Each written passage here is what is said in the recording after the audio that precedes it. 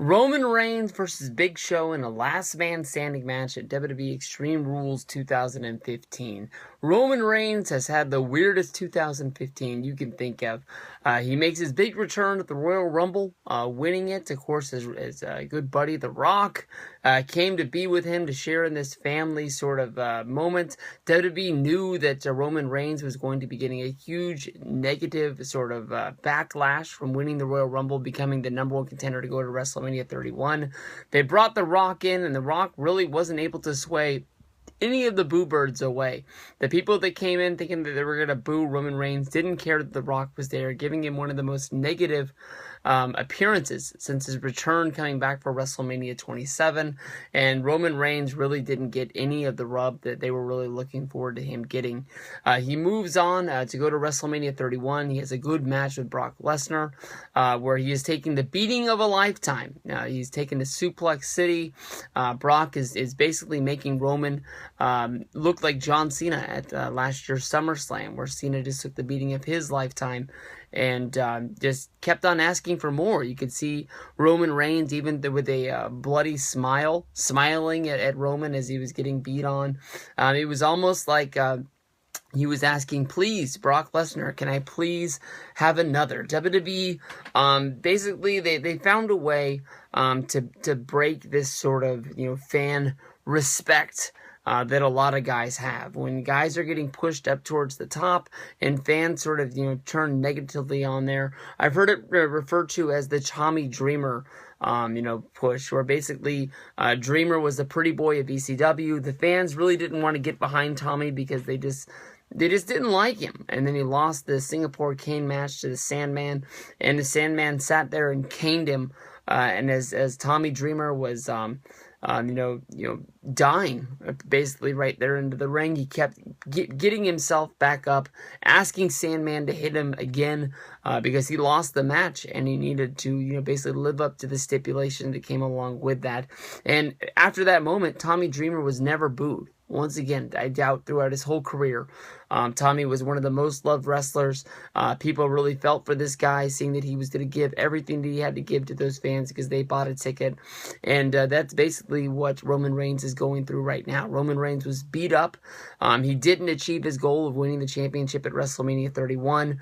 And he never really sat there and cried about it. He had one sort of interview on SmackDown saying that he has to push himself harder to get back up to that main event, and that next time he's not going to basically have anything step in between him and his goal of becoming WWE champion and becoming face of the WWE. WWE was very smart to move in a different direction after WrestleMania 31. It sort of looked like Roman Reigns got slighted, that Roman Reigns got put into this match with the Big Show, and you can already start to see that the people that were booing Roman Reigns aren't booing him as loud as they once were. Roman Reigns is slowly starting to win over the crowds. I guess they are showing that they do respect Roman Reigns. They just didn't want him to become the face of the company without working hard to get it. They didn't want him handed the number one spot on a silver platter. They wanted this man to step up to the plate and honestly lose the big one before finally getting it. Even though you go back to Payback, he was involved in the Fatal 4-Way. You go back to the Money in the Bank. I believe there was 5 guys. There might have been 6 guys in that match along with him having a chance to win the championship. He came up short on both of those matches. And it looked like he was going to become number one contender to go after the belt at SummerSlam. But him and Randy fighting made Triple H go to Brock Lesnar to become the number one contender to go up against John Cena.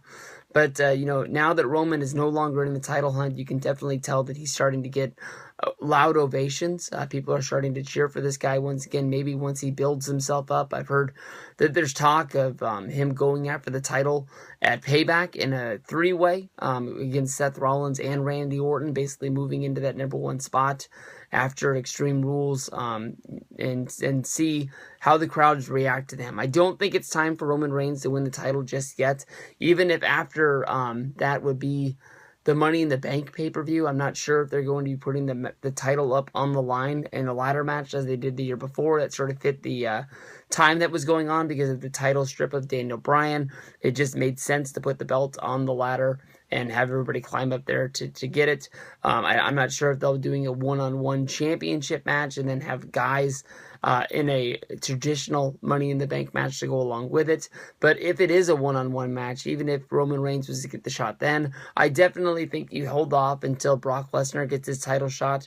Maybe you do a three-way at SummerSlam. Maybe you do Seth versus Brock one-on-one, but then you have Roman in a big style matchup there. The only problem is you don't have a lot of main event guys.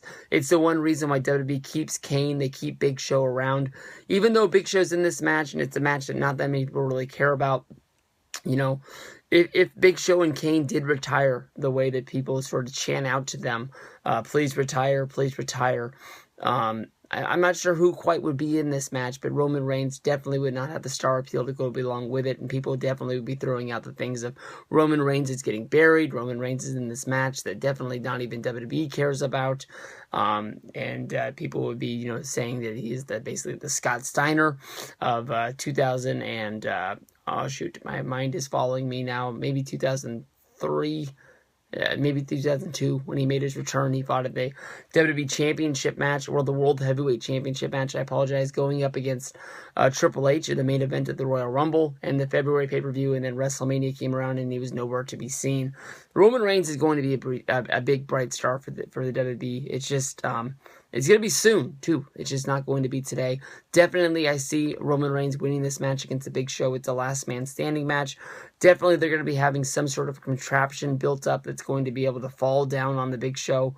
You can think of Chris Jericho and Kane having their last man standing match where he threw him into all the barrels and the barrels fell down on him. And even though the bell had rung and they were playing Jericho's music, you saw Kane's hand reach through the barrels to reach to the top. Last year, I believe it was the last man standing match between John Cena and Bray Wyatt, where Bray Wyatt had the box follow him and he couldn't get out of the box. Something like that's going to go down, but Roman's definitely getting the win in this match. Definitely. Nothing else I can see coming out of this.